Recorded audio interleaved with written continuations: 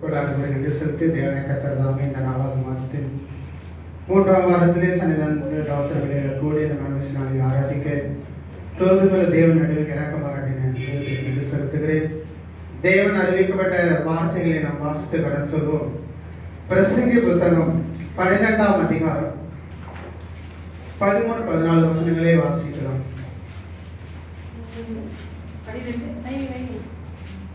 காரியத்தின் கடைத்தொகையை கேட்போமாக. தேவனுக்கு பயந்து அவர் கற்பனைகளை கைக்கொள். எல்லா மனுஷன் மேலும் விழுந்த கடமை இதுவே. ஒவ்வொரு கிரியையும் அந்தகாரமான ஒவ்வொரு காரியத்தையும் நன்மையானாலும் தீமையானாலும் தேவன் நியாயத்திலே கொண்டு வருவார். காரியத்தின் கடைத்தொகையை கேட்போமாக. தேவனுக்கு பயந்து அவர் கற்பனையை கைக்கொள். எல்லா மனுஷர் மேல் விழுந்த கடமை இதுவே. ஒவ்வொரு கிரியையும் அந்தரங்கமான ஒவ்வொரு காரியத்தையும் நன்மையானாலும் தீமையானாலும் தேவன் நியாயத்திலே கொண்டு வருவார். பார்க்கிறோம். பிரசங்கி சாலமோன் ராஜா எழுதுகிறார். அவர் வாழ்ந்த இஸ்ரவேல் 40 ஆண்டு எருசலேம் அரசாண்ட ஒரு மனிதன். அவன் வாழ்க்கையில சம்பரமாய் வாழ்ந்து அவன் கடந்து போகிறான். முடிவு காலம் பார்க்கிறோம். தேவனுக்கு முடிவிலே அவர் சம்பந்தத்தை அடைந்து கொள்ள முடியாமல் தேவனை விட்டு அவன் வழியிலே கடந்து போகிறான். அவர் தான் எழுது கடந்து போகிறார். காரியத்தின் கடைத்தொகையை கேட்போமாக.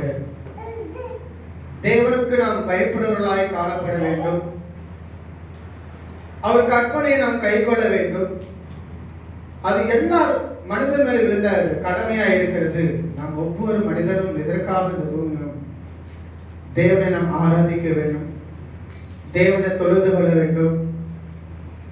ஆதியாமத்திலிருந்து நம்ம அநேக ஜனங்கள் பார்த்தீங்கன்னா யாத்திராமத்தில் இந்த ஜனத்தை எனக்குண்டே ஏற்படுத்தின்னு சொல்லுகிறார்.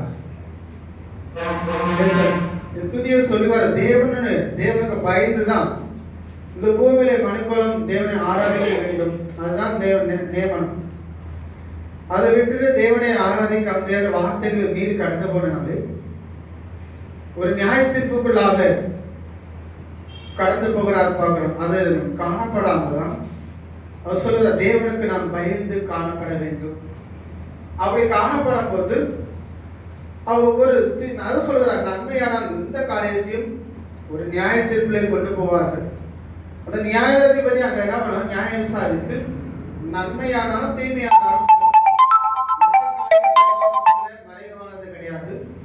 நாம் நிதானித்து தேவனுக்கு பயந்து இந்த கடைசி காலத்துக்குள்ளாக அவர் கற்பனை கைக்கொள்ள வேண்டும்.